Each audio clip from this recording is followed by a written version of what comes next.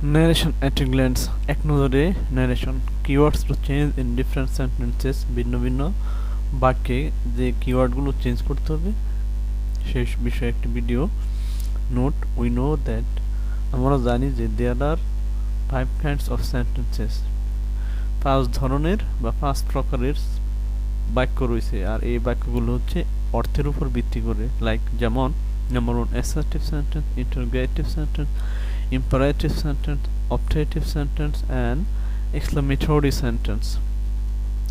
In the assertive sentence say said will be said or tell or told এক্ষেত্রে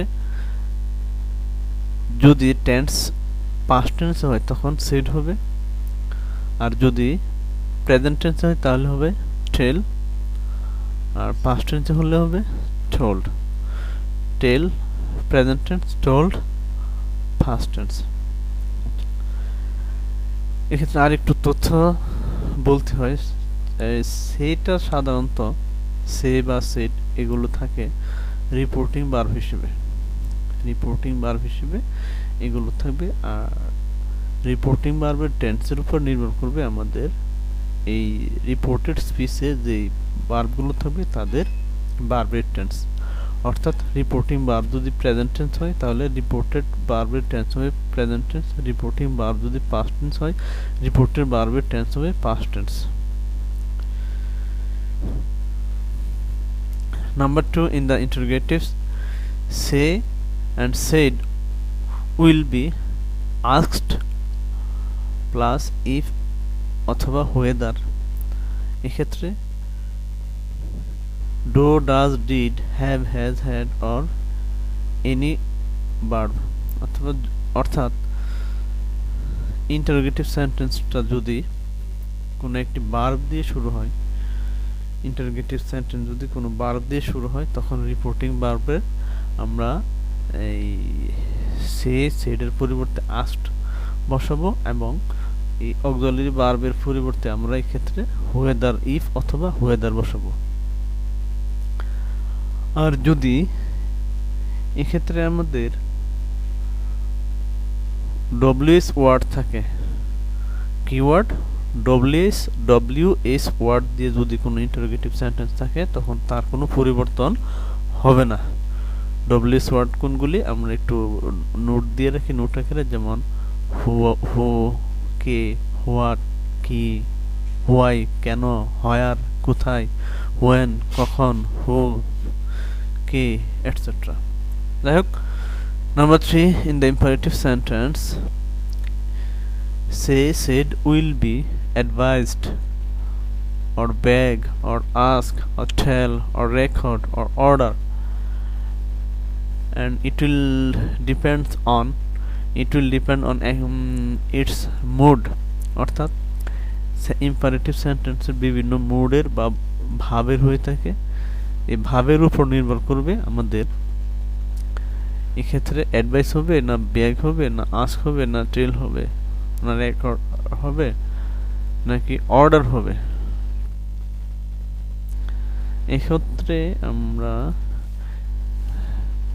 request দেব request Q U E S T request and order advice মানে উপদেশ sentence দিয়ে যদি উপদেশ বোঝায় তখন হবে অ্যাডভাইস আর যদি কোনো কিছু প্রার্থনা বোঝায় তখন হবে বেগ আর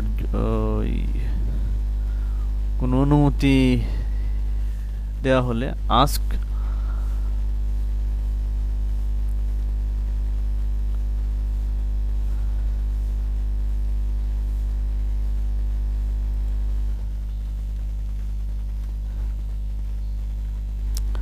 কোনো অনুরোধ প্রকাশ করলে রিকোয়েস্ট এবং আদেশ প্রকাশ করলে অর্ডার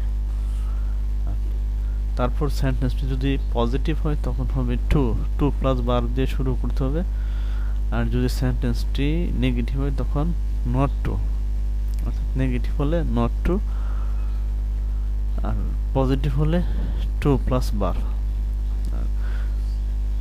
যদি সেন্টেন্সে প্লিজ থাকে তখন কাইন্ডলি স্যার থাকলে রেসপেক্টফুলি হবে In the objective sentence, say, said, will be, wished or prayed. এক্ষেত্রে শুধু দুটি শব্দ হবে, উইশড অথবা প্রেড। শুভকামনা হলে উইশড আর প্রার্থনা হলে prayed. In the exclamatory sentence, say, said, will be exclaimed with joy. আনন্দ প্রকাশ করলে হবে exclaimed with joy। বিস্ময় প্রকাশ করলে exclaimed with wonder, cried out in joy আনন্দের ক্ষেত্রে, exclaimed with sorrow দুঃখ প্রকাশ করার ক্ষেত্রে, exclaimed with grief এই দুইটি দুঃখ প্রকাশ করার ক্ষেত্রে। vocative case অর্থাৎ সম্বোধন পদ যদি থাকে তখন অ্যাড্রেসিং এজ অথবা এটা বাদ দিয়ে সেন্টেন্সটা যদি সুন্দর হয় তখন এটা ওই ভোকেটিভ কেসটাকে বাদও দেওয়া যাবে, বাদ দিয়ে সাজিয়ে নিতে হবে। তারপর universal truth, scientific truth and habitual fact. Universal truth মানে চিরন্তন সত্য। চিরন্তন সত্য কোনগুলো? যেমন সূর্য প্রতিদিন পূর্ব দিকে উঠে এবং পশ্চিম দিকে অস্ত যায়, এটা একটা চিরন্তন সত্য। সায়েন্টিফিক ট্রুথ কোনটি? বরফ পানিতে বাসে, আচ্ছা, বা পানিকে তাপ দিলে বাষ্পে পরিণত হয়, এগুলো হচ্ছে সায়েন্টিফিক ট্রুথ। তারপর রয়েছে হ্যাবিচুয়াল ফ্যাক্ট, অভ্যাসগত সত্য বা নিয়মিত অভ্যাস, যাইতে বলি না, যেমন সে প্রতিদিন পত্রিকা পড়ে, প্রতিদিন পড়ে, এটা হচ্ছে নিয়মিত অভ্যাস। এগুলো থাকলে কোনো চেঞ্জ হবে না। তারপর কোনো সেন্টেন্সে যদি ফুল, লায়ার, কাওয়ার্ড ইত্যাদি থাকে তখন যে রিপোর্টিং ভার্বটি থাকবে অথবা সে বা সেড এক্ষেত্রে কল্ড হবে, কল্ড। ওকে ভিউয়ার্স, এটা ছিল একটা সংক্ষিপ্ত ভিডিও ন্যারেশনের উপরে। আর এটা হচ্ছে তাদের জন্য না যারা ন্যারেশনে মোটামুটি এক্সপার্ট আছেন। এগুলো কিওয়ার্ড হিসেবে, এই কিওয়ার্ডগুলো যদি মনে রাখতে পারেন তাহলে আপনার ন্যারেশন সবটুকু মনে থাকে, তাদের জন্য এটা অ্যাডভান্স লেভেলের জন্য। আর বেসিকটা যদি ইন্টারেস্টেড হন তাহলে পরবর্তী ভিডিওটা আসতেছে, ওই ভিডিওটা আপনারা দেখে নিতে পারেন। Okay, thank you very much for being with me. May peace be upon you.